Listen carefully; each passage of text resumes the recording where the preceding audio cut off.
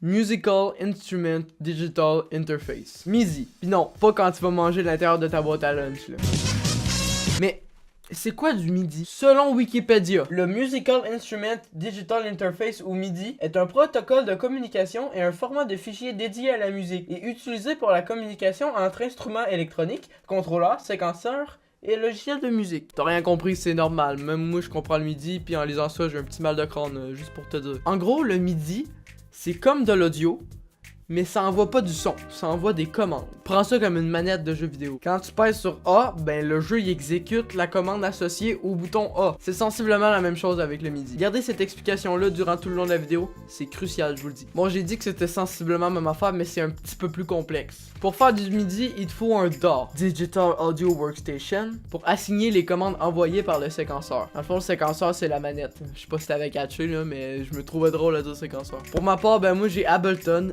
Il est formidable, sérieux, je vous le conseille vraiment. Mais tu sais, il y en a plein d'autres, comme genre Logic Pro, Pro Tools, GarageBand. Après ça, pour brancher votre séquenceur, ben il faut qu'il y ait une prise qui va dans l'ordinateur. Moi, sur mon Launchpad, j'ai une plug USB qui s'en va dans mon ordinateur. Sur mon piano, ben j'ai directement des prises MIDI. Fait que j'ai acheté un fil qui s'en va de MIDI en USB. Je vous mets le lien dans la description pour pouvoir l'acheter, c'est formidable. Mais quel bon YouTuber! Ah là là! Quand tout est branché, installé, configuré, vous êtes prêt pour plus d'explications.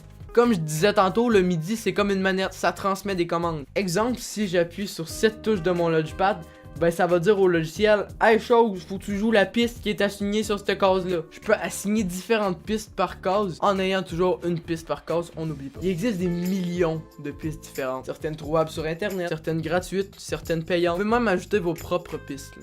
Il existe aussi des kits de pistes qui sont habituellement trouvables dans le logiciel lui-même. Exemple, si vous voulez un piano, ben vous importez une piste de piano dans une nouvelle track et un son de piano sera assigné à chacune de vos touches. Et ça, c'est pas piqué des hannetons, attention. Le DAW va pas tout de suite transformer ça en son parce que sinon tu pourras pas le modifier plus tard. Si vous enregistrez du MIDI, le DAW va pas enregistrer l'audio des pistes, mais il va enregistrer les commandes que vous avez effectuées sur votre séquenceur. En post-edit, comme on dit, vous pouvez bouger les notes pour qu'elles s'activent plus tôt, plus tard. Vous pouvez rallonger, raccourcir les notes. Vous pouvez aussi modifier la vélocité. La vélocité, c'est la force avec laquelle tu frappes sur les notes. Dépendamment de la force que tu y mets, ça va faire un son différent. Ben, tu peux modifier ça. En gros, tu peux vraiment cheater. C'est ça le MIDI. Après ça, le son des pistes, tu peux mettre de la reverb, du delay. Il y en a des milliers des effets. Petite note, faites attention par contre, si vous abusez trop du MIDI, votre track va avoir l'air robotique, tout parfaitement s'étend.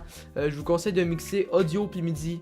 Habituellement, ça fait un job. Double petite note, je vous le dis comme ça, si vous êtes trop large pour mettre vos notes une par une sur les temps, il y a une option qui existe qui s'appelle quantifier. Je dis ça comme ça. En gros, ça met toutes tes notes sur les temps automatiquement, c'est génial. Voilà, je vous dis la base de la base. Je vous jure que ça va plus loin que ça. C'est incroyable comment le monde du MIDI est complexe. Tu sais, quand tu manges ton sandwich, tu sais, c'est compliqué. Ah, lol. J'espère que vous êtes un peu moins confus, que ça vous a intéressé, que ça vous a tenté de faire du MIDI après cette vidéo, ou juste que ça vous a fait apprendre quelque chose de nouveau. Moi, je vous dis à la prochaine. Ciao, ciao les amis.